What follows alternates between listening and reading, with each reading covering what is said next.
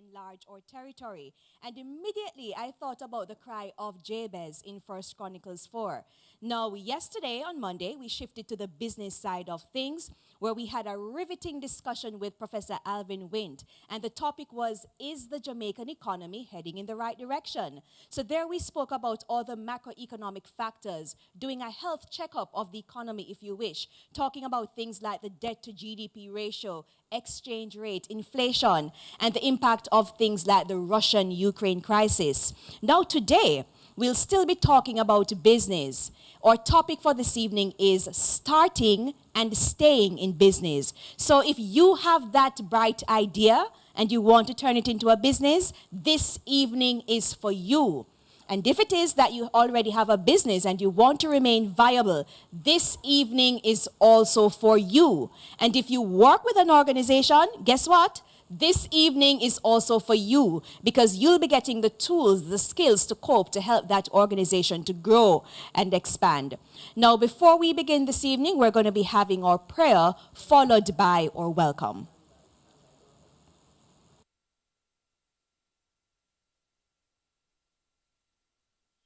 Eternal Father, thank you firstly for the gift of life. Thank you for all you've done and continue to do for us, your children. Thank you for allowing us to participate in this great plan of salvation that you have orchestrated to save humanity.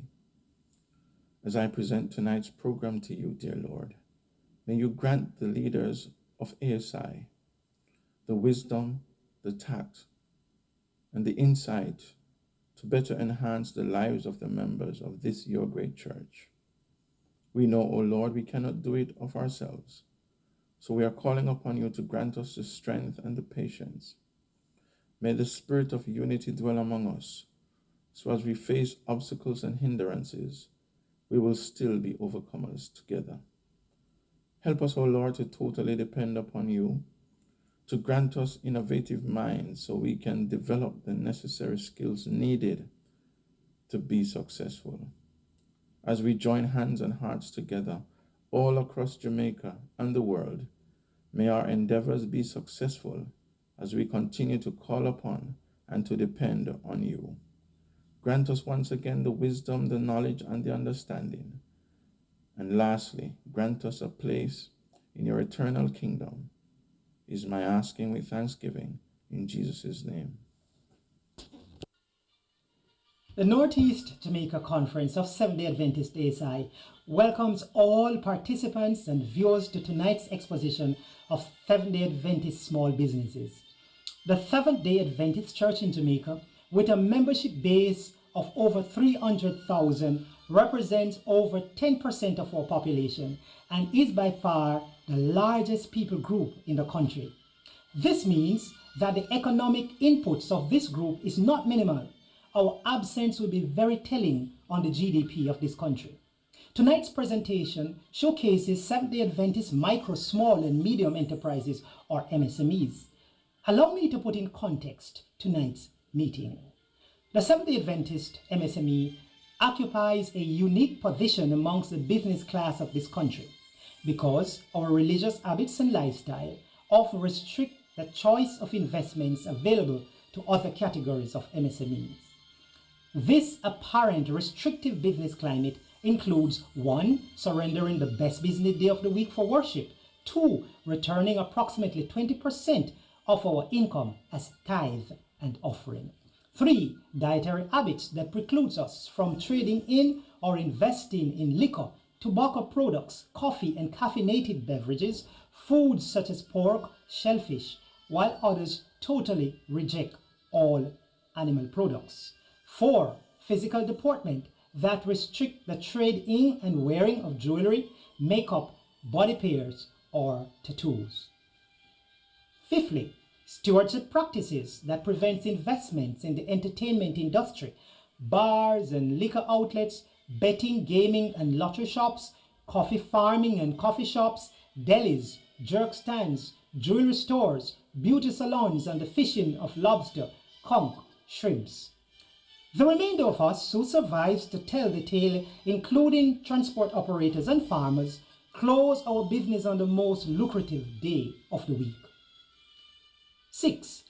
The proceeds of Adventist business has a greater likelihood of being invested in the welfare of humanity than purchasing stocks and bonds in the Jamaica Stock Exchange. 7. Our existence in a third world economy limits the majority of us from having enough collaterals for startup and retooling loans. The above 7 realities, by all appearances, defies the principles of business and restrict even further our existence. Paradoxically, in the midst of all of these apparent constraints, this sector continues to grow exponentially, numerically, and economically. This sector is linked to the growth of the Seventh-day Adventist Church as its primary source of funding. Any threat to Adventist small business is a threat to the existence of the church as well. There is relevance for celebrating our exploits tonight. Our wealth of experience of surviving amidst so much limitations qualifies us to educate our government with ideas on transitioning our country and a trajectory of unparalleled growth. This expose this evening reveals SDA small business not as a group of masochists, but astute strategists, and our exposure demands the highest respect by all our business peers in all sectors of the economy. In conclusion, the foregoing 7 points demonstrate at least 3 realities. A. To survive and grow amidst the foregoing constraints present a more telling sermon confirming the existence of a divine God in our daily operations than we could do on pulpits. The Seventh-day Adventist small business presents one of the greatest examples of faith that works. B. Our willingness to forego so much testifies that we are just as willing to sacrifice our profits for the salvation of our workers and countrymen. C. Achieving so much out of so little qualifies the Adventist small business for scientific analysis. The foregoing reasons lends relevance to tonight's presentation. This evening, we, the successful business leaders of the Northeast Territory, bring heartfelt greetings from the turquoise waters of Long Bay to the grandeur of the Rio Grande, to the majestic cloud-capped peaks of the Blue Mountain. We welcome you from those of us resident in the curves and turns of the junction to the meandering meadows of Port Maria. From Hector's River to White River, we welcome you to this platform. I thank you.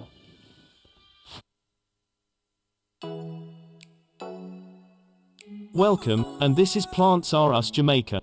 We are a small local backyard plant nursery located in Drax Hall, St. Anne, Jamaica.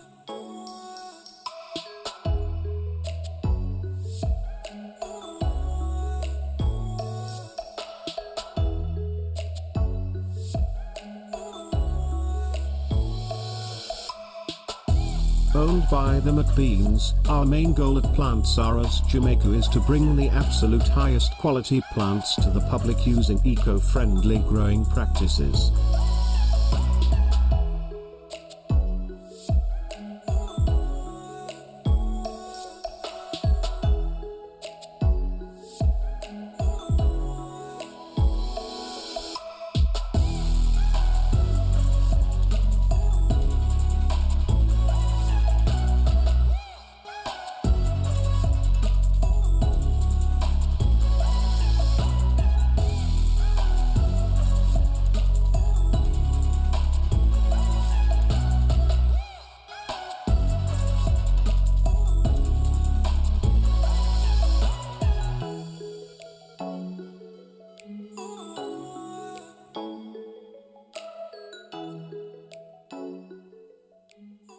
You live and work overseas, but you're building a house here in Jamaica. Because you're so far away, you're physically not able to go to a store for all your electrical and lighting needs. But did you know you could go to fossrich.com to make all your electrical, lighting, and solar energy purchases?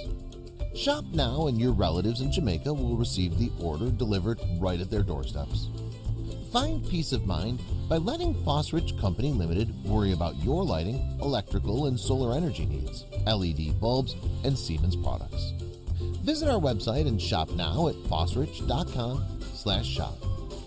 Get your delivery at your door or office. At Fosrich, we serve you better.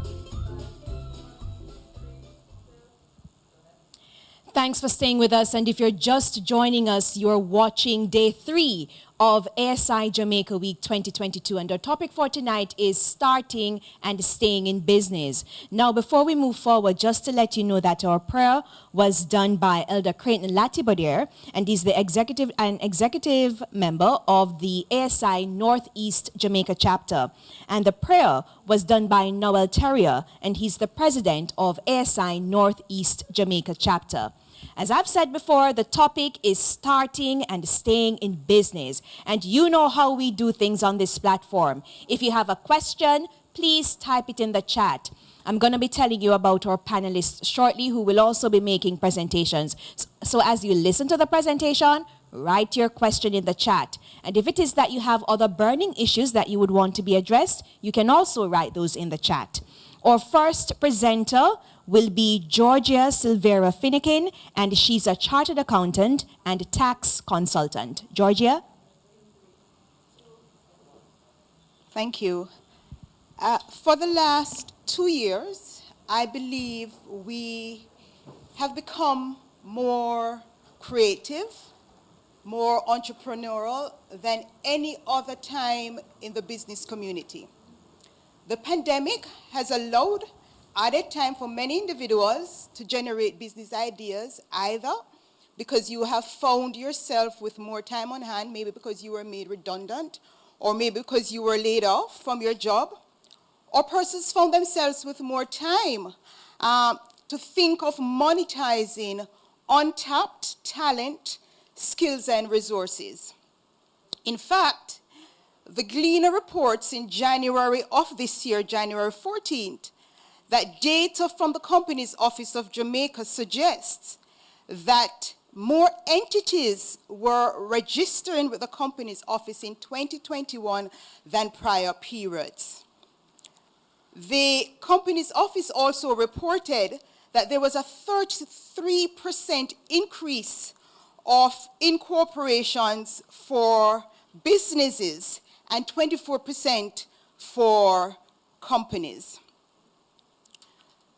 When we look at the international scene, the Global Entrepreneurship Monitor, otherwise known as GEM, that studies entrepreneurship activities worldwide, reported in its 2021-2022 report that entrepreneurial activities were increased over the last 2 years. The ASI, and by extension the Jamaica Union of Seventh-day Adventists, seeks to create the enabling environment for hard, robust, and credible information for its members and the wider society. It is hoped that the information provided this afternoon will be a catalyst for the key entrepreneurial decisions that will stimulate sustainable forms of entrepreneurship and promote healthy entrepreneurial ecosystems within Jamaica Union, the ASI community, and Jamaica, thus allowing us to break out of our walls and to enlarge our territory. So this evening's presentation, I will be breaking it down in 2 parts: starting your business and the recommended actions prior to starting the business, and also the recommended actions for staying in business. Now, in order to start a business, we're gonna need an idea. And most businesses germinate from an idea. The idea generally stems from a need, whether it is your own need or needs that you have identified around you and that you will seek to fulfill with a business venture. Having sat and come up with the idea, what is required next is for us or for you to do what we call a feasibility study. And what is this? It's really to ensure that the business idea is feasible, feasibility study, or the business idea is viable. And viability is dependent on whether or not there is a demand for the product that you're thinking of, or a demand for the service, or are there resources available, whether financial resources, whether raw material. Are these things available? So the feasibility study will cover how viable your idea is. And before you move further into considering a business startup, one should assess his or her own strengths and weaknesses. Now, not all persons, we can create entrepreneurs with training, but entrepreneurship most times is inherent. And so you would have to do an intrinsic look at your own behavior. Do you have a positive mindset? Are you resilient? Do you handle rejection, stress? Do you wish, or are you willing to fight for this business that you want to start? We have another P, and I've broken down the assessment of your own strengths into 3 Ps. So the positive mindset, the second one is passion. Do you have that inherent passion, that drive to start your business? And 3, what's your perception about failure and risk? There are many persons who are risk averse and will not take the plunge into entrepreneurship or business. So you'll have to assess your own strengths and weaknesses to determine whether or not you want to venture into starting a business. Having done that, you would need to select the type of business that you would want to pursue. And in selecting the type of business you want to pursue, that will be hinged on the long-term plans that you have for the business, what goals you have in mind. Now, the selection of the business type, it's either a sole trader or a partnership or a limited liability company. Now, we're going to look at the difference. I mean, most persons would say, I want to go into business. But there's a marked difference between what we refer to as a business as opposed to a company. And a business really is simply an individual who is trading under a business name. So you can have John Joe trading as Joe Shop, right? So that's a business. But when we come to a company is said to have a separate legal entity from its owners. Right? So whereas a sole trader and the business are one and the same, an entity is a company is a separate legal entity.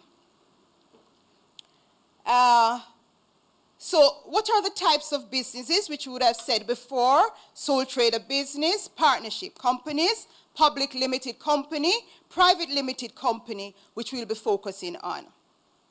Now, in order to select the business type that you will venture in, it's good to look at the pros and cons of each. So for a sole trader, it's easy to set up, easier decision making, and decision making rests with the owner. There is increased privacy, as your financial documents are not publicly available, and all profits belong to the owner. What are the cons? What are the disadvantages? It is not regarded as a separate legal entity. It is not easily transferable as a going concern, meaning if the owner dies, most times the business will die with the owner. There's unlimited liability, meaning if the business has a debt, that debt belongs to the owner. And crucial, one of the disadvantages is that it's difficult to raise finance when you're a sole trader. Another disadvantage that you should consider is that tax rates may become unfavorable as the business income increases, because presently in Jamaica, we have a 25% below a $6 million income stream, and then that rate is 30% beyond. Let's look at a company. What are the pros? It's regarded as a separate legal entity, meaning that the liability of the company is limited to the company. So if you invest in the company, you cannot lose more than what you have put in the company. Corporation tax is fixed. Registering a company means that no one else can use that name. If a member dies, the company continues to exist. It's easily transferable as a going concern. And it's also easier to expand and better able to obtain credit. What are the disadvantages? One disadvantage is that additional responsibilities for compliance with the Companies Office of Jamaica. Incorporation fees are higher. Company information is public. Now, having looked at the various structures and having decided whether or not you will pursue a sole trade or partnership or a company, the next thing that needs to happen is a business plan. And for any business to succeed, you must have a business plan. You must have a plan. And I have this extract here from Walt Disney. It says the way to get started is to quit talking and begin doing. So you would have had the idea, you would have shared it with your friends, you would have looked at the types. Let's quit talking and let's start doing some work. So the business plan. The business plan will outline the business description, market analysis and strategy, looking at what the market, your marketing and sales plan, how you plan to get the product or service to the potential customers and clients, your competitive analysis, looking at your competitors and how you're going to make your service better, products and service description, what you will be making, what services you'll be offering, operating plan, and very, very important, you would need a cash flow projection for at least 3 years, which will indicate the period the company will make a profit and what we call your return on investment. So if you invest 100 million, after X years, what percentage am I getting as a return? And this will gauge you when entering into business. Having done your cash flow projections and your business plan, it's time to register your business. And the first thing to do in registering your business is to go to the Companies Office of Jamaica website and do what we call a company business name search.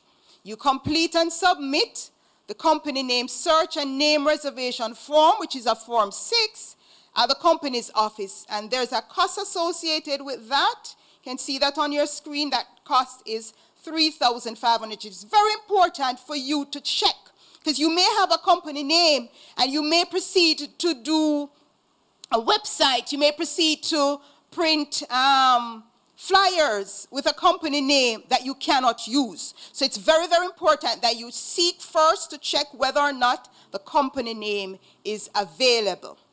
Another thing we are encouraging is that you develop an acronym for your company name so that it's on the lips of your potential customers, and design a logo.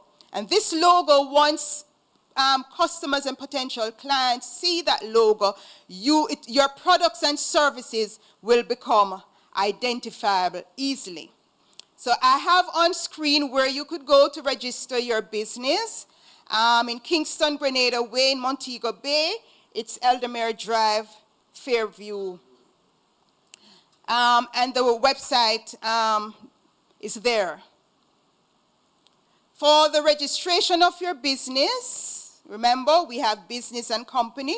For the registration of your business, you're going to need to have in mind your business name. If you want to register as an accountant, you would need a practicing certificate or any other discipline that requires a practicing certificate or license, proof of your identification and residence. Once the documents are approved by the Companies Office of Jamaica, you will be provided with a registration certificate which lasts for 3 years, and you would need to renew it thereafter.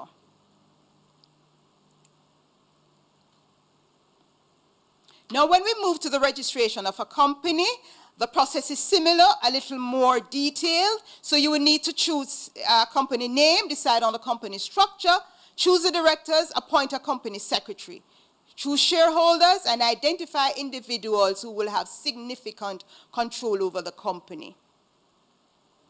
Now, you are also required to register for tax compliance accounts, and this process in the last 5 or so years have been integrated at the company's office, so that registration takes place there. Now, the next step after registering your company, which is very, very important, is to open a bank account, because we don't want to commingle personal funds with business funds. You set up your bank account in your business's name.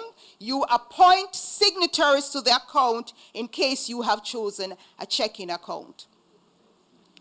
Now, moving on, you need to look at what your startup costs are. So pre-operating expenses would include costs of the business plan, research costs, etc. Initial startup costs would include advertising and promotion, website fee, domain cost, employee cost, capital costs if you're going to need plant and machinery for manufacturing, or office equipment if you're going to have brick and mortar set up. Now let's look quickly at your potential source of financing for your business. Personal investment, either from your savings or your investment sucked away, or you can have equity investment. So you have investors sharing a part of your business. Most times, person startup, you don't want investors to have a percentage of your business, so you could have it over a tenure, let's say 5 years, and then you have the opportunity to buy back. You can also look at debt financing, where you get a loan from a bank or from a friend. There are also opportunities for grant financing, and I'm going to share with you quickly the opportunities for grant finance. The Development Bank of Jamaica offers grant vouchers to small, medium, and micro enterprises. They also have what we call an Ignite program, which looks at companies and businesses that are innovative, and they encourage this business venture by offering grants. The grants are channeled through what we call business service intermediaries, and the intermediaries will provide coaching, mentorship, project management support, technical expertise, and they will execute a structured program to build your business. You can also get financing from the Caribbean Development Bank. The websites are here: Caribbean Export Development Agency, and we also have another entity, the First Angels entity, which gives you equity investment, and they provide mentorship. And by equity investment, they invest in your business, they take a share of your business while providing funding. Now let's look quickly at, having set up your business, what you do or what you need to do to stay in business. There are 2 sets of factors: external factors and there are internal factors. The external factors we have very little or no control over, which would be your taxation, your ease of doing business, the regulator framework within Jamaica. Now, again, I'm referring back to the GEM, the Global Entrepreneurship Monitor, which suggests, and the World Bank report, 2021-22 report, suggests that there has been significant improvement in Jamaica with the ease of doing business, access to financing, reduction in cost of taxation, which will make operating businesses and companies in Jamaica much easier. Quickly, I'm going to go through some highlights. Get organized. If you want to stay in business, you have to be organized, complete the tasks that are essential to your business survival. Keep detailed records, books, financial records. Why? They will assist you in determining the health of your business, identify where improvement is needed, determine whether or not you're making a loss or a profit, and the records will allow you to better source financing for working capital and expansion. You cannot go to a bank or a financial institution for a loan without proper records. And also, you need to keep proper records for taxation and regulatory compliance obligations. Analyze your competitors is another thing you need to do to stay in business. You need to know what's happening with your competitors, what they're doing, what products are they offering, so that you can strategize, differentiate your product, and get that competitive edge. You need to also understand risk and reward. Stay calculated risk to help the business to grow.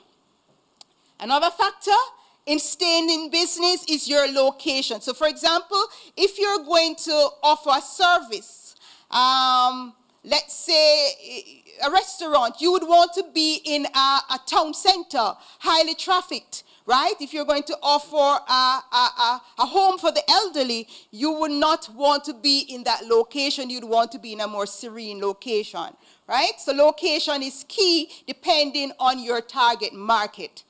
Be creative. Always look for ways to improve. Be able to pivot. By that we mean, as the environment changes, especially with the pandemic, be able to change your strategy. Offer online alternatives to your customers for purchasing and for payment. Networking and marketing is very important. And networking and marketing doesn't necessarily mean you're doing that to get clients. What it means, it also incorporates partnering with companies for complementary products. So a company is making bread. You're doing jelly. Guava jelly, as a small business, you partner with that company for complementary products. You also ensure that your brand image is sustained. And by that we mean we find the right persons for our business, ensure that when you employ someone, the person represents your brand. For example, in the service industry, the person should have a natural smile. It shouldn't be forced for a service industry. Intelligent, naturally friendly, pleasant. Choose an appropriate supplier. Cheap versus quality, depending on your products and your target market. And provide great customer service. Engage entities to provide assistance for your business. The JBDCJ, Young Entrepreneurs Association, UTEC has an incubator program.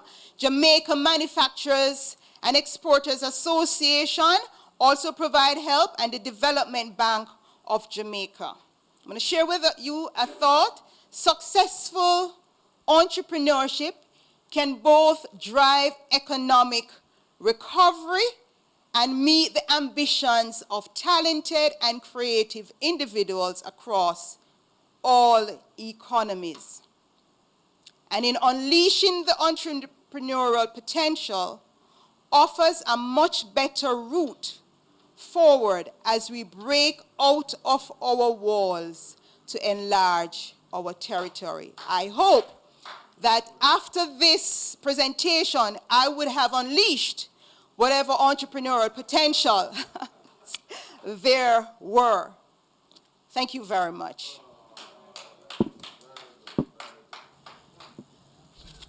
We shop every day, but have you ever thought that these products are made right here in Jamaica?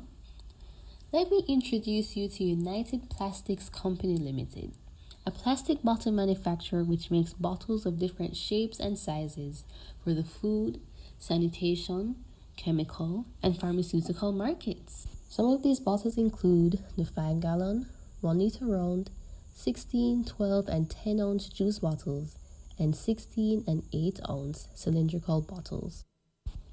The process begins with imported plastic resin, which is fed into a blow molder. The material is melted at high temperatures, extruded in a molten form into molds specific for each bottle, blown into shape, cooled rapidly, and ejected as a fully formed bottle. The boxes are then trimmed, tested, and packaged.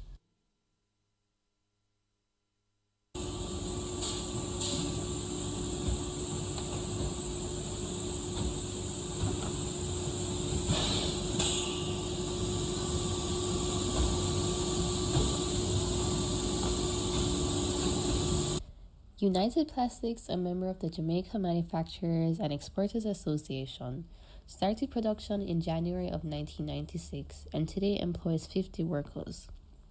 You may visit United Plastics Company Limited at 4 Olympic Way, Kingston 11, and contact them through email uplastics@cwjamaica.com or call at 876-923-6599, 876-454-7670, or 876-615-2771. This is United Plastics Company Limited, where the customer is number one. Maranatha Health Food Stores and Vegetarian Restaurant. To share Christ in the marketplace, Maranatha Health Food Stores and Vegetarian Restaurant has created Complete Healing as its flagship ministry outreach program. Patrons can, however, access health literatures and glow tracks in our 5 locations. Complete Healing Through the Laws of Health is a non-profit ministry created by Maranatha Health Food Store with an aim to assist individuals in improving the quality of their life through the use of nature's resources. The holistic teaching of health reformation and its impact in sustaining life, the preservation of health, and directing souls to Christ forms the core of this ministry. The team of passionate trained medical missionaries whose main purpose is to preach and teach health reform to everyone they meet is led by co-founders Dr. Joan Lamley and Terrence Taylor. Through this ministry, souls have been born for the kingdom, many prodigals have returned to the fold, and countless Bible studies are being done. Complete Healing Through the Laws of Health operates naturopathic clinics in 3 physical locations: New Kingston, Mandeville, and Brownstown, plus virtually. They also provide spiritual health and counseling for persons via the prayer platform Zoom meeting that meets every morning called Prayer Mountain, birthed from the November 2021 medical missionary training. This prayer ministry also conducts fasting and prayer every second Wednesday, monthly. During the pandemic, the ministry began a children's program called Young Missionaries for Christ, to engage the children and teach them the health message and the love of God. As this ministry seeks to provide complete healing for the sick, a lifestyle center is being constructed in Bamboo, St. Anne, Jamaica, and there are plans to offer hydrotherapy and massage services at the Kingston office. We are often told that life is a journey. The path we take and the choices we make will lead us somewhere, either to success or failure. This is also true for health. The lifestyle choices we make will either lead us to health or sickness. Through this ministry, we have seen the lame walk, the not-so-blind see clear, and the trouble-minded freed from life's doubts and fears.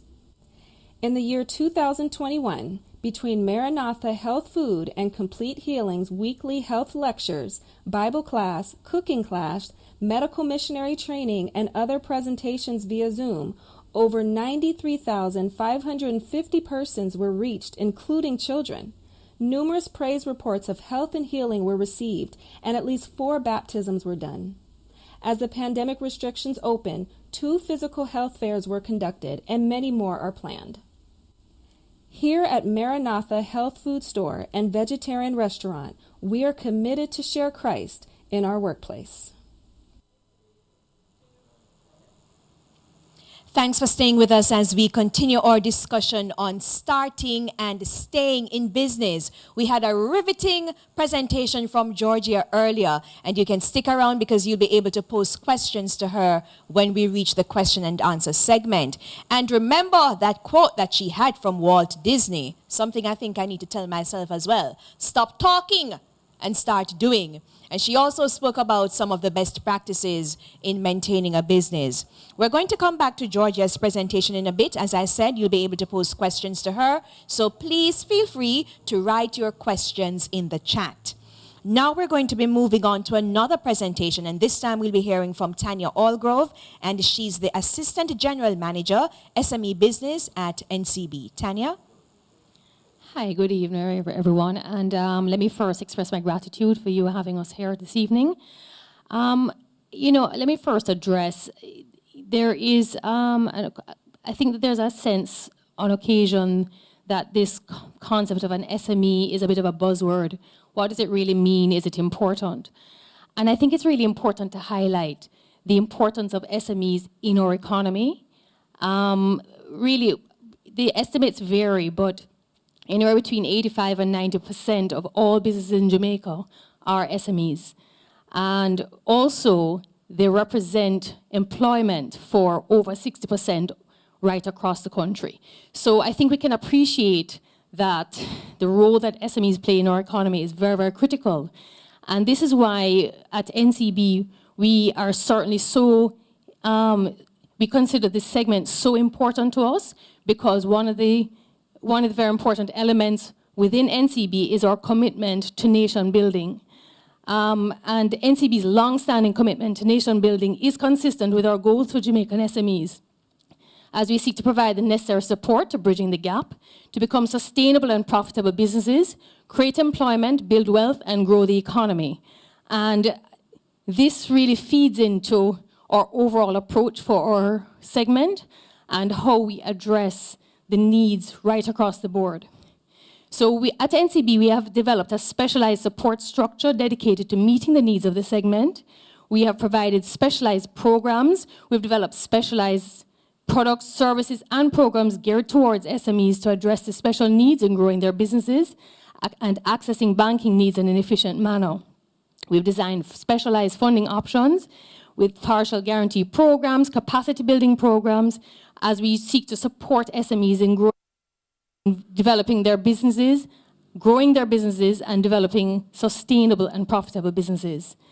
We have, and I think I want to highlight this because it's something that we're often asked about, we have developed simplified lending frameworks for smaller SMEs to improve the ability of those borrowers to qualify for financing. But I think I want to extend a little bit outside of financing, because when people think of the relationship of SMEs with their bank, the first thing that often is highlighted is financing, and financing is very, very important. But I think what I'd like to share is a slightly different way of thinking about it.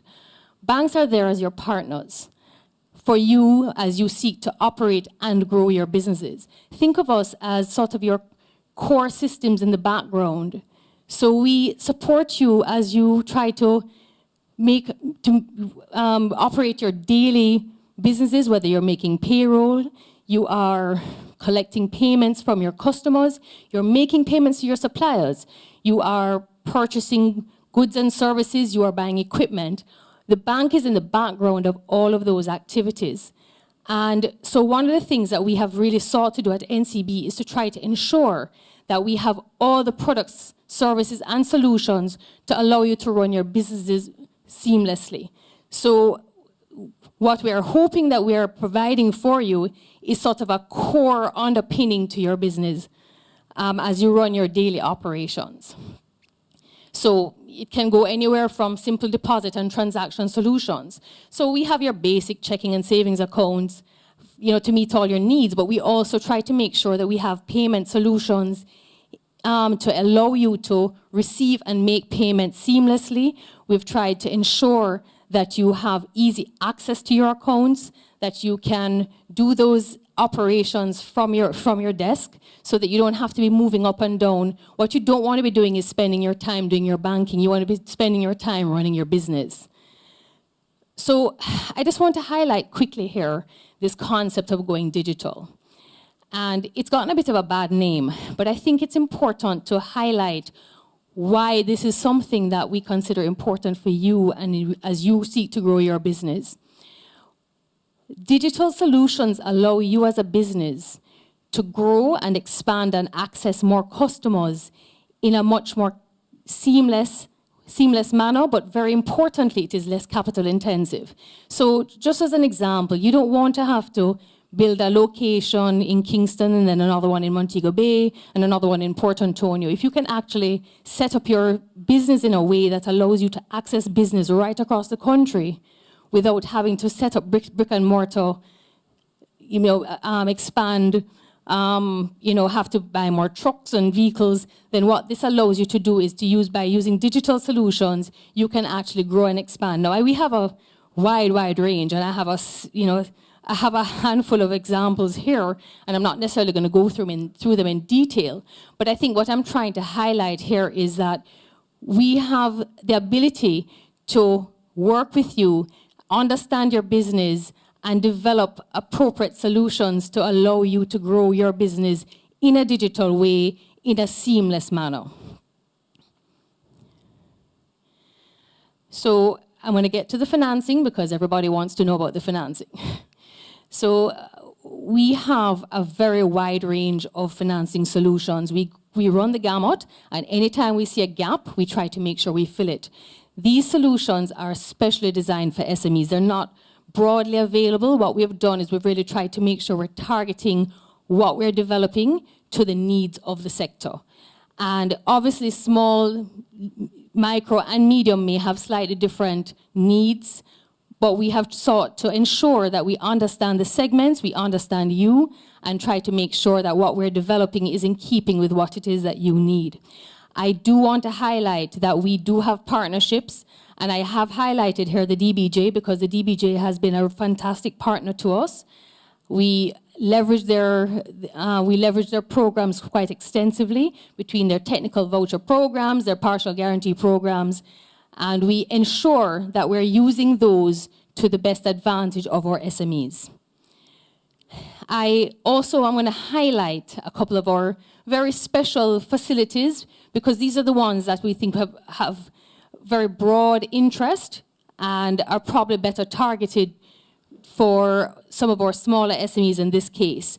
So one of the complaints has always been that financing is too difficult to get. It is something that we really set our minds to, and we have really developed these very specialized solutions, particularly for micro and small businesses who also may have limited collateral, but they have good banking, very good banking operations. They operate their accounts in a solid manner, and they meet all their obligations. We have developed programs specially for this segment, and this is specially designed with easy access to financing. So in many cases, you don't need financials for these particular facilities. There are exceptions, but for the vast majority of people who are going to be accessing these particular facilities actually don't need to provide us with financials. You have to have operations with NCB that demonstrate your capacity to pay. In the merchant advance case, we've designed this specifically in relation to your POS flows. That is when you swipe your credit card, or as people swipe their credit or debit cards. When you settle with NCB, we allow you to borrow against those flows. And you borrow on an unsecured basis. On the basis of those flows, you can get up to $25 million. And we have a similar one for people who don't actually have businesses that utilize POS machines. In a similar way, you can actually borrow up to $15 million. And I'm sure you'll forgive me, but I must use the opportunity to highlight to you our brand new baby in our house, which is our NCB SME Boost. This facility was very specially designed for our medium businesses who are already in operations. They already have businesses well established, but they're seeking to grow and expand. This is very especially targeted towards productive sectors. And when I say productive sectors, I'm speaking about manufacturing, agro-processing, export businesses, tourism, all of those kinds of businesses that we believe are very, very critical as Jamaica seeks to regain traction in our economy and continue to grow. This is a facility where we have gotten a lot of interest. You can borrow up to $250 million, and you can borrow for up to 10 to 15 years, depending on the purpose. It has very special interest rates attached to it. Conditions do apply, but we have really ensured that we've ring-fenced this facility because We want to ensure that we have this available to try to boost the economic activity, boost productive capacity right across the board. So I'm going to leave you with that, but I do invite anyone to come and visit us, check out our options, and I do thank you again for having us here this evening. The Three Angels Mobile Clinic Unit had been put on pause based on government restrictions. However, with God, all things are possible. On October 24th, 2021, the mobile unit partnered with the Ministry of Health and journeyed to Cross Keys in South Manchester. This was in an attempt to vaccinate as many individuals as possible. Approximately 30 individuals were vaccinated on that day. With the lifting of the COVID-19 restrictions in early March 2022, God be praised, we were able to move forward and resume our outreaches. Since April 2022 to date, the mobile clinic has offered services to approximately 257 persons, including adults and children. The services offered and the number of individuals who were benefited since then are 58 males who had prostate screening done, 73 had HIV tests done, 43 females had pap smears done, 150 individuals had blood pressure screening done, 15 individuals had cholesterol screening done, 50 individuals had blood sugar testing done, 26 individuals had weight and height checked, 24 did body mass index, and 104 individuals had dental screenings completed, with 64 receiving cleanings. The team visited the following communities in April 2022: Mason River in Clarendon, Trial in Junction St. Elizabeth, and Dobson in Colleyville. This was done through the partnership with the Southern Regional Health Authority for their Farmers Group intervention. We gave our best to the farmers who diligently toil the soil daily in an effort to provide our ground provisions. Additionally, we partnered with the Ministry of Health and Wellness Southern Regional Health Authority for a health fair, giving back to the community of Rocky Point in Clarendon. We also teamed up with the Meadowvale Seventh-day Adventist Church in Kingston and the Asia Seventh-day Adventist Church in South Manchester to help our fellow brothers and sisters. Last but certainly not least, while we look forward to serving others in the future for the events we have lined up, we cannot forget the mobile unit is currently being utilized 3 days a week to accommodate the dental clinic housed at the Manchester Comprehensive Clinic, which is currently undergoing renovation. We are happy to offer our services to various communities through our ministry to help touch lives throughout our island, Jamaica. Continue to pray for the team and also that more individuals will volunteer their time and talents in the service of our Master. Welcome. My name is Raymond Williams, the owner of Race Promotion and Business Solution. Race Promotion and Business Solution offers a wide variety of services to our customers. On the promotional side, we offer photography and videography services for all type of events, such as weddings, graduations, birthdays, and any special event you would like to capture with your family or friends. Business Solution. We offer functions of business such as marketing, accounting, HR function, branding, and other functions of business. Race Promotion started when I saw the need for small business to scale. I realized that they were having a lot of challenges in the functions of business, especially the accounting and marketing. After leaving Northern Caribbean University, I grouped a couple of my friends and we started this business. Race Promotion is here to assist you in your functions of business and pairing this with capturing your special events to let you smile. You can follow us on Instagram and Facebook. Our numbers are 573-3951. That's 573-3951. Race Promotion. We save the day literally. All right, so Okay, yes, it's my turn. We're back with Tanya Allgrove, the Assistant General Manager, SME Business Solutions at NCB, and Georgia Silvera Finnekin, a Chartered Accountant and a Tax Consultant. So it's time for our question and answer session. I think I'm seeing one question in the chat so far, and we're going to be getting to that. But if you also have other questions, don't just sit around your computer or TV looking. Type them in the chat. That's why we're here, to facilitate you. So I'm looking forward to seeing the other questions popping up in the chat as we start the discussion.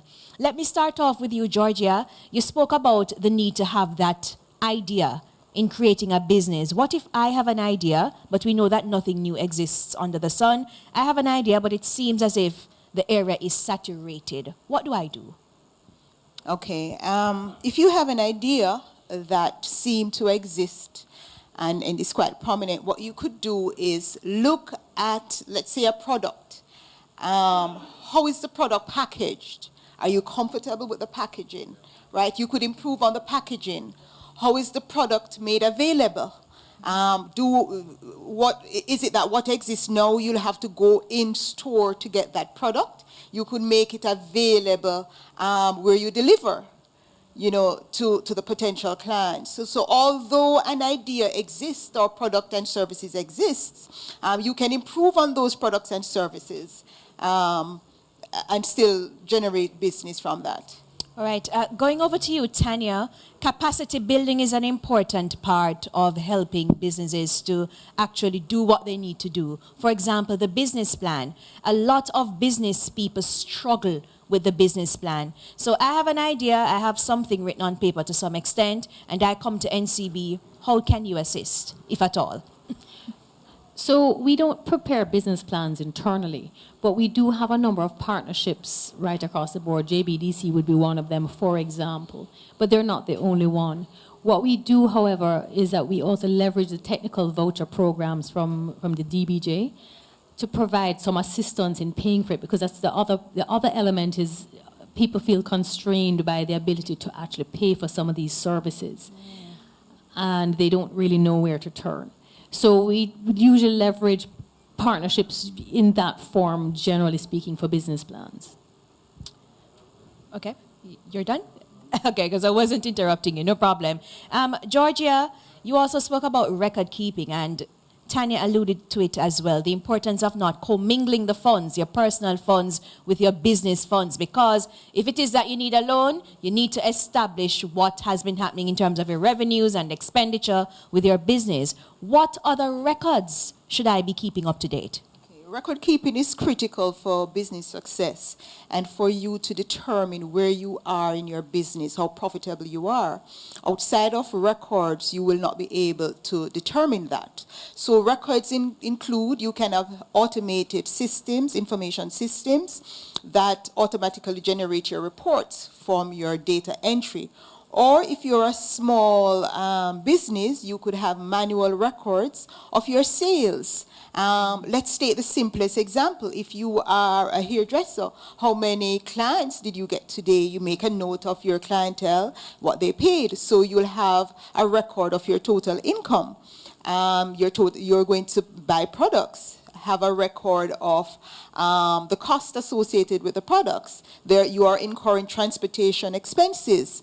Document what your transportation expenses are. Because when you now go to seek financing from the bank, they're going to ask you for a cash flow projections, income and expenditure accounts. And you're only able to draft that income and expenditure account, or your accountant is only able to draft that account if there are records and data available to provide that information to financial institutions. Record keeping is also very, very vital for your tax obligations, filing your tax returns, because, as we all know, the tax is based on the profit made, and you can only determine your profit if you have a record of your total income and your expenses. And so record keeping is very, very vital to sustaining businesses. You will need to know, are you expending too much in an area? Is this expense too excessive over the last 3 months, so that you can curtail expenses and be more efficient? And record keeping allows you to do that. Yeah, so for example, using back the same analogy that you made about the hairdresser, if you realize that you have a shampoo that you normally costs $200, but you can get the same shampoo to wash the client's hair with the same, should I say, level of quality, and you can reduce your expenditure by perhaps $50 if you get a shampoo for $150. So practical things like that will help you if it is that you keep proper records. Anything you want to add to that, Tanya?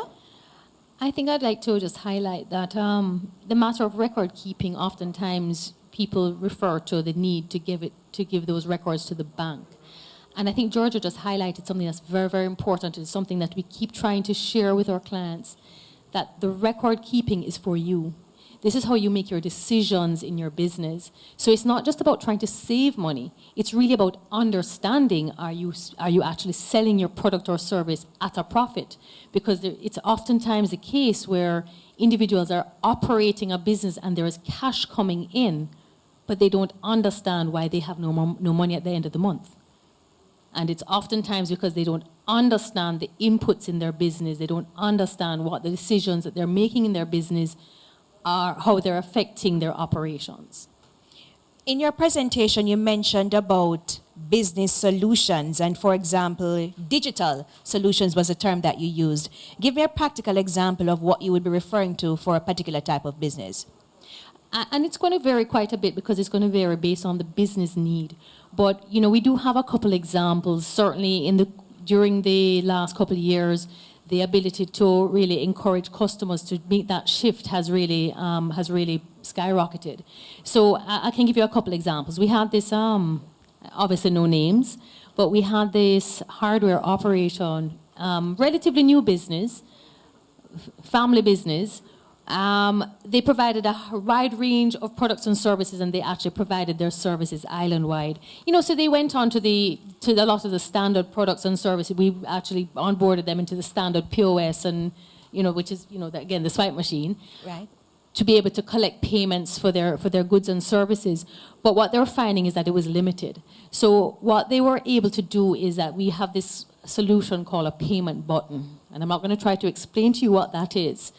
But what it allows them to do is it allows a lot of customers who would normally have access to a swipe machine to actually make a payment to you as the business owner.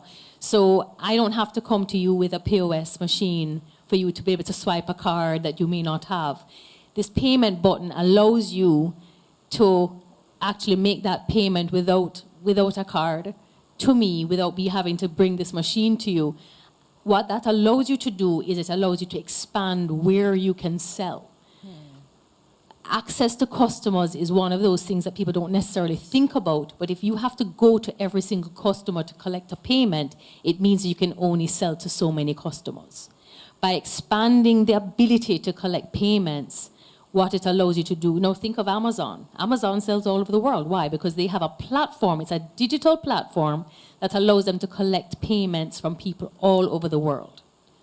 And so when you look at, for example, at things like marketplaces, we have a solution which is called a marketplace solution. It's like a sales aggregator.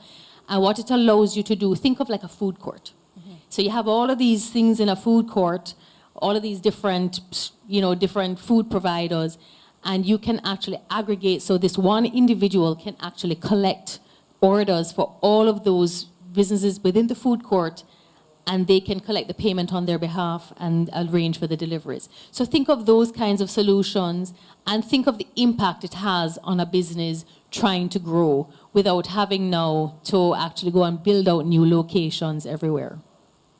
All right, thank you for that, Tanya. So for persons who might argue that I can't afford to pay the bank for a point-of-sale machine, in the end, it will redound to their benefit. Well, think of the cost of building a new factory instead. All right. Okay, I have some questions coming in. Let me pose this one to you, Georgia. The question is, what is the difference between markup and margin? Okay, markup and margin are both measures of profit. However, the difference is the base. So whereas markup is profit, expressed as a percentage of your cost price or your costs, margin is profit expressed as a percentage of your selling price. So we could use a simple example. If your costs amount to $100 and you made a profit of $20, it means that your markup is your profit over your cost, which is 20 over 100 as a percentage.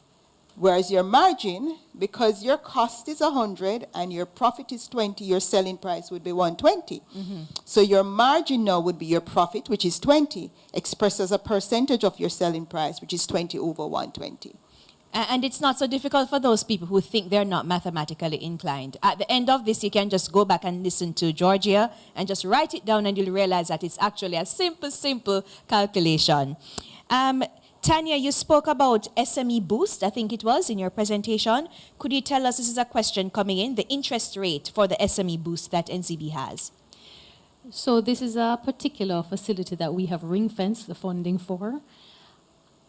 Recognizing the current environment that we're in, obviously what we have done is that we have earmarked this funding for a very special set of clients. When I say special set of clients, special purpose, it was really for businesses in the productive sectors. And there are some other conditions that apply, and I put all that caveat in to say we've actually determined that we are retaining the rate of 6.95% for that particular pool of funds. 6.95%. 6.95%. Okay. And you also mentioned about your unsecured loans. Do you have secured loans as well? We have a very broad range we have an entire product suite. We highlighted those in particular because they are our most popular facilities. They are very easy to access. Those are fully unsecured, and they are really at unsecured rates, but even within the market, the rates are actually quite attractive. We obviously are in an environment now with rising rates, and we recognize that we have had to make some adjustments, but even then it's still pretty competitive. I'm not going to give you a rate here because they actually vary a little bit, but the point about those facilities in particular is how easy they are to access. You can actually get that within a week. I'm tempted to say something here, but okay, a week. We really hope that can happen with the customers. And it does.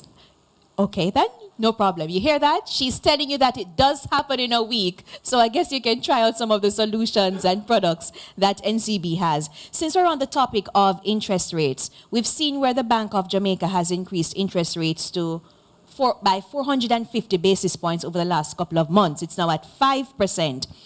SMEs are worried. If it is that I'm faced with rising interest rates from your bank or other financial institutions, what do I do? Because customers don't have as much spending power, considering what's happening in the economy now.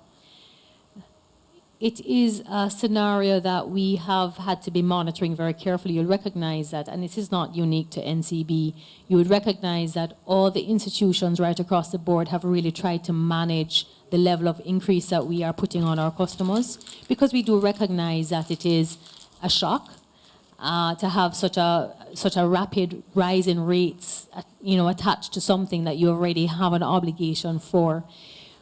But we are going to have to raise rates. I'm not going to try to back away from that. We are in an environment of rates being aggressively increased, and we are going to have to move them. But what we're trying to do is to make sure that our customers have an ability to make whatever adjustments that they need to make while we make ours. So I can come in to sit with you and negotiate my rate? It's going to vary based on facilities. I mean, at the end of the day, we are increasing rates.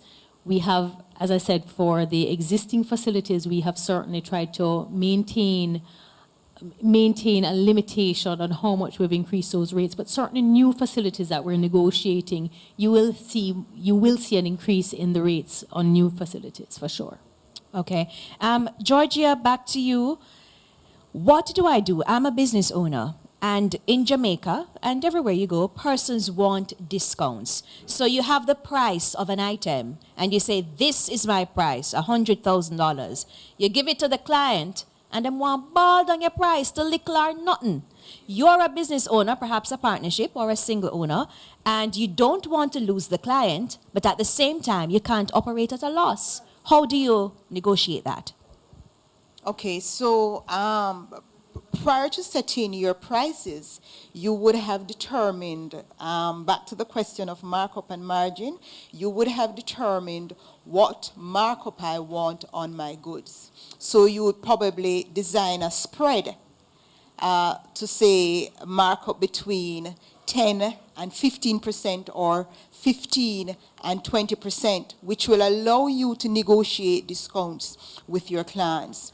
It's always good not to have a static markup, to say a fixed markup, right? And you based your projections and your bottom line on that spread, which will give you the latitude for discounts. But what do I do then in the case that you may give a client one cost and another client gets another cost and you appear disingenuous? Well, as businesses mature, the flexibility of discounts get less. So, for example, if you have a structured business, so to speak, a mature business, you would have a set discount, and there's no flexibility in that at times, right? You also have differentiation between your customers. So if you have a customer that buys in large quantities, it is expected that the larger quantity purchaser, customer, will get a higher discount, right? And so, and they will benefit from the economies of scale with purchasing in large quantities. All right. Thank you very much, Georgia. And I'm going back to you, Tanya, a bit. Earlier, we spoke about unsecured and secured loans. This is a question coming in. Is NCB now using inventory and receivables as collateral? No. No. So what are you using as collateral as we speak?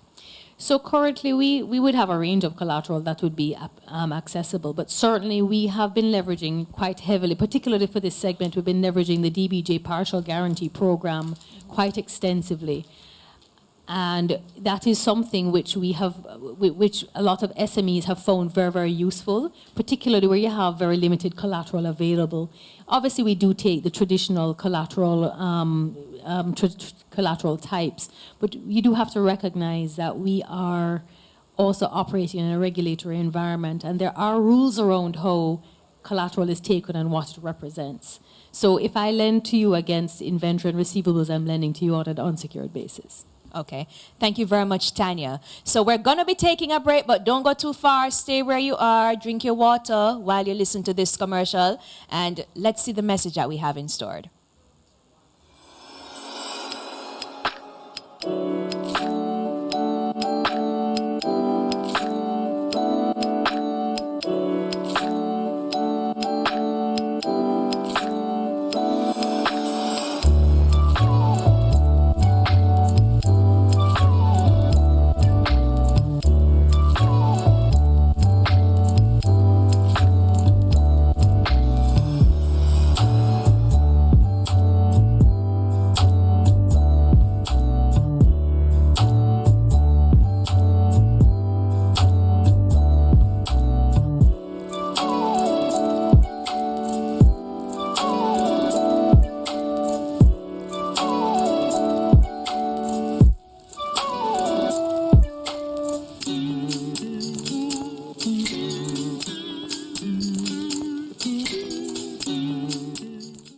Top-notch physiotherapy in a nutshell. Rehab, fitness, massage, we do it all. For appointments, call us.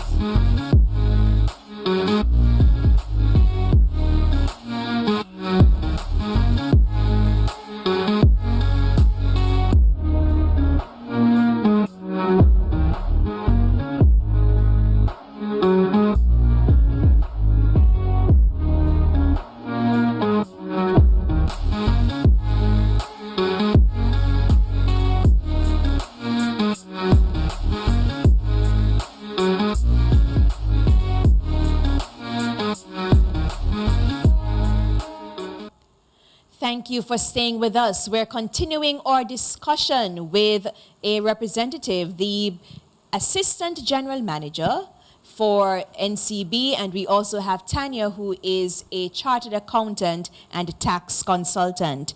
Now, let me start back with you, Georgia. And I think I mixed up the titles a while ago, didn't I? Georgia is a tax consultant and chartered accountant, and Tanya represents NCB. All right, so Georgia, let's talk about some of the softwares that persons can use if they have a business. Okay, the simplest would be a simple Excel spreadsheet, but in terms of software, you could use, or accounting packages, you could use QuickBooks. QuickBooks comes with the tutorial manual, easy to use. You get your reports, you get your financial statements, your management accounts, your cash flows. So QuickBooks is quite popular. There's also Peachtree, a little older than QuickBooks, but those are good for startup businesses. All right. Thank you very much. I saw a question coming in the chat, and it seems to have eluded me. No, it has not. I'm trying to find it. I think it was coming from Gavin Lowe, and it's not popping up here. Gavin, could you just type back a question? I saw it moments ago, but it apparently has disappeared on my feed. So if you type, oh, no, it hasn't. I'm seeing it. Okay, so the question is from Gavin Lowe: is equipment leasing a better and cost-effective option for startup business? Who would want to take that one? Is equipment leasing a better and cost-effective option for a startup business? I could take that. Okay. Equipment leasing over outright acquisition has certain tax benefits, whereas you get both the interest portion of the lease payment and the principal portion of the lease payment as tax deductible in arriving at profit. So your profit on which tax is calculated is less for leasing. Also, leasing allows you to manage your cash flow, so rather than an upfront expenditure for acquisition, you lease the asset over time, and if you do a finance lease, the asset becomes yours and is recognized in your books at the end of its useful life. So there are tax benefits and cash flow benefits in equipment leasing. And most entities, companies now are going with leasing rather than outright acquisition. All right. Thank you very much, Georgia. We have another question coming in from, no, not that one, from Mr. Thomas. And I don't know why my phone is not working with me this evening. And I'm scrolling and I'm scrolling and I'm getting it. Okay, let me go with this one from Alfred Thomas before I move to the other. How important is a lawyer to starting a business? The functions of a lawyer are needed, similar capacity for an accountant. If you're going to start a company, remember we differentiated between businesses and companies. If you're going to form a company, it is advisable that you engage the services of a lawyer to look at the any shareholder agreements that you may want to draft, do the application to the company's office. And so there are benefits in procuring the services of a lawyer when you're going to register for a company. A lawyer is not needed. If you're going to register a business, a sole trader business or a partnership, because it's quite simple. You just sign up the form. And the forms are self-explanatory. The company registration forms too are gives you the detailed explanation. But as I said before, if you're going to have like shareholders agreements and other additions to the structure of the company, you'd want to engage the legal services of an attorney. Yeah, and if you visit the Company Office of Jamaica website, you'll recognize that they've now changed the system a couple of years ago to a single form where you can just sign that up. Now, I have another question here from Mary Smith twice. You alluded to it earlier, Tanya, but the question is, could you talk about some of the business incubation services across Kingston and St. Andrew to help startups? So one of the businesses that one of the services I would point to would be First Angels, which Georgia had spoken to. First Angels is they're not a business incubation, but they are an angel investor network. They will tend to look at businesses that are at the very infancy stages and provide equity type financing for those businesses. They also provide, within that, they provide mentorship and support and coaching to try to ensure that they're going to, that the business that they're investing in, obviously what they're trying to do is invest in the future of that business and the sustainability of that business.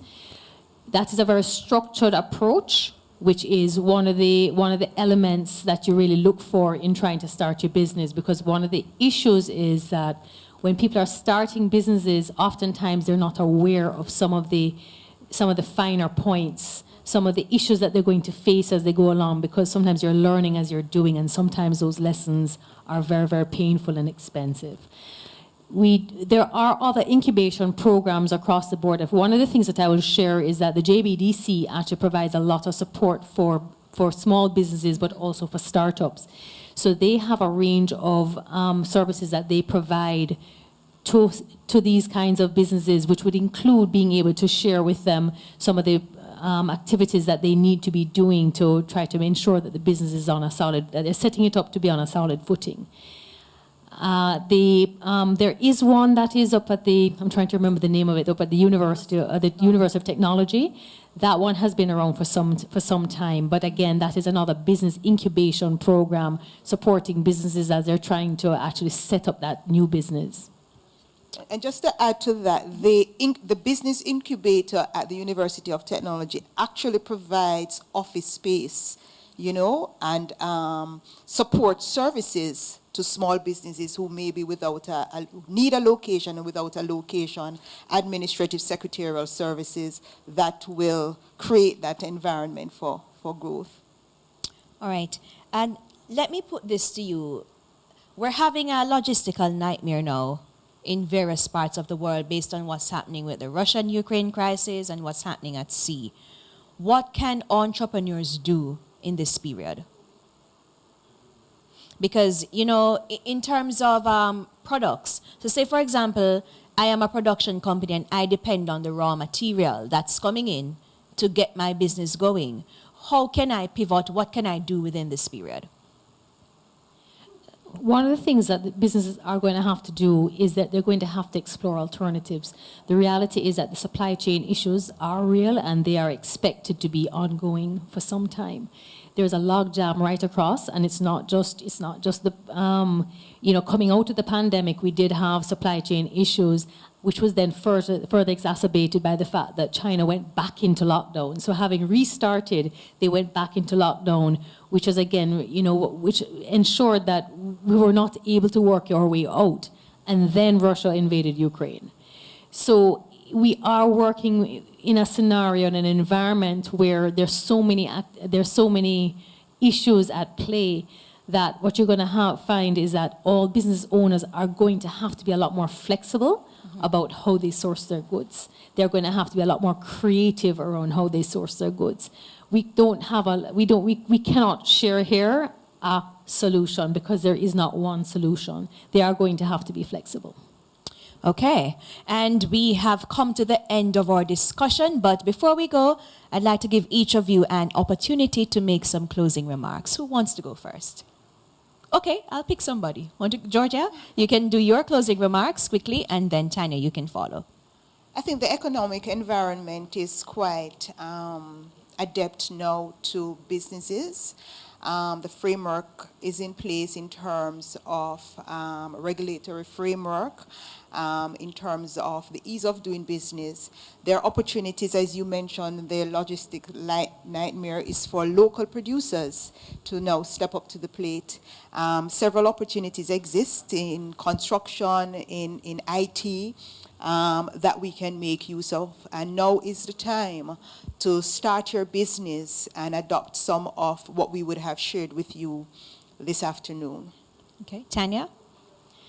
So let me first and foremost, let me again thank you for having us here this evening.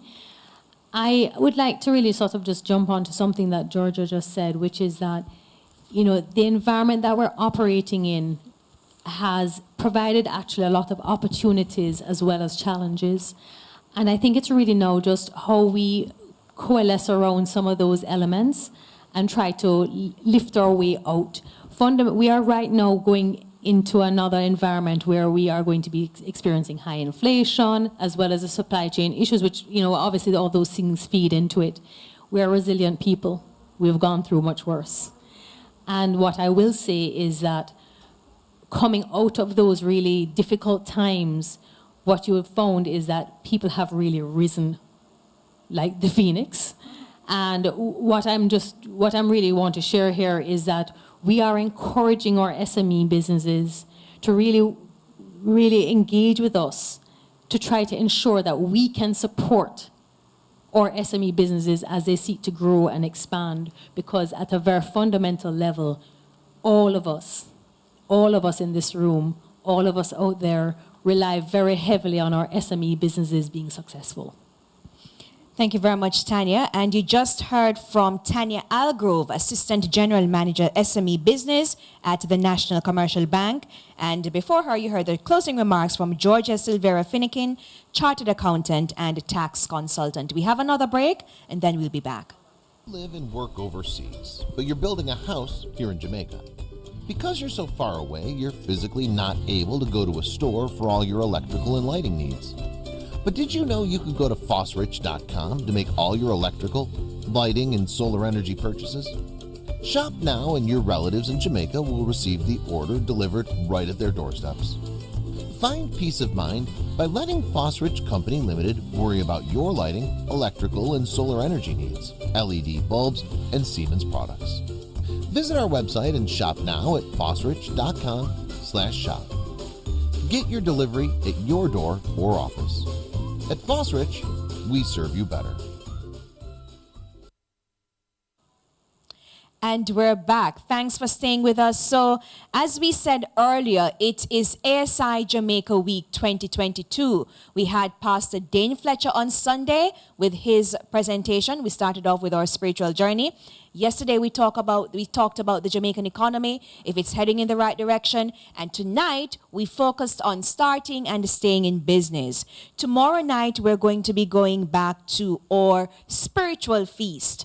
So we're going back to the theme of breaking out of the walls to enlarge our territory, and we'll be hearing from Elder Wayne Clark, and he's the president of ASI, the West Jamaica chapter. So you know that we normally put the things on YouTube before. Set a reminder so that when we go live tomorrow night, you'll be able to join us to hear what Elder Wayne Clark has to say. And if you've not yet subscribed to EJC, East Jamaica Conference's YouTube platform, please go ahead and do that. Just click that red button, which is usually on the right of your screen. So ensure that you subscribe so that whenever time we go live, once there's something posted, you'll be able to see it, you'll be able to hear it. Now, you've got a lot of useful tips tonight if it is that you want to start to execute that bright idea, or if it is that you want to make your business remain viable.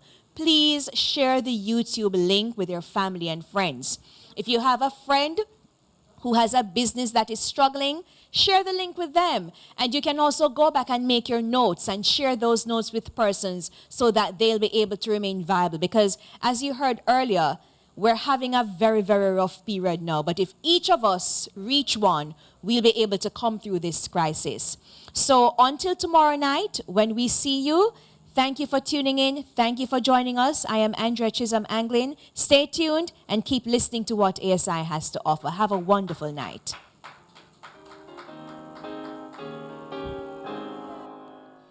There's a place for every worker in the vineyard of the Lord, where with all our powers united, we can toil with one accord.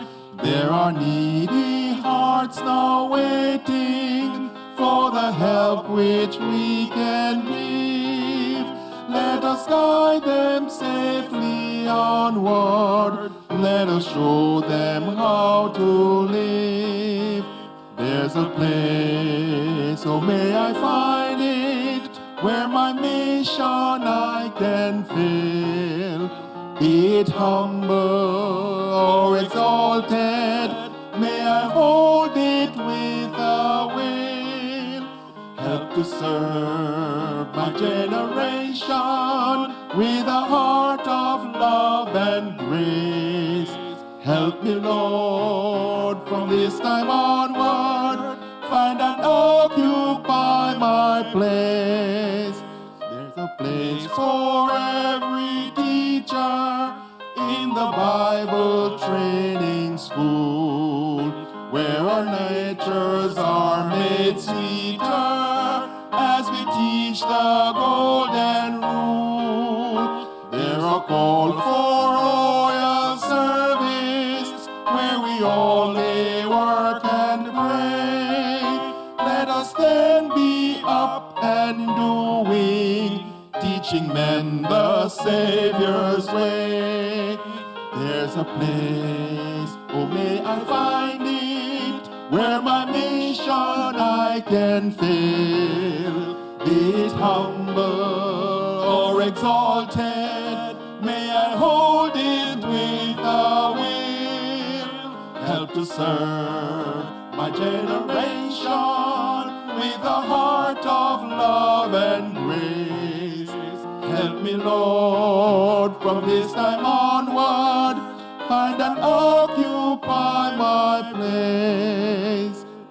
There's a place for every Christian in the church which we should serve, where we may uphold her standards and from duty never swerve.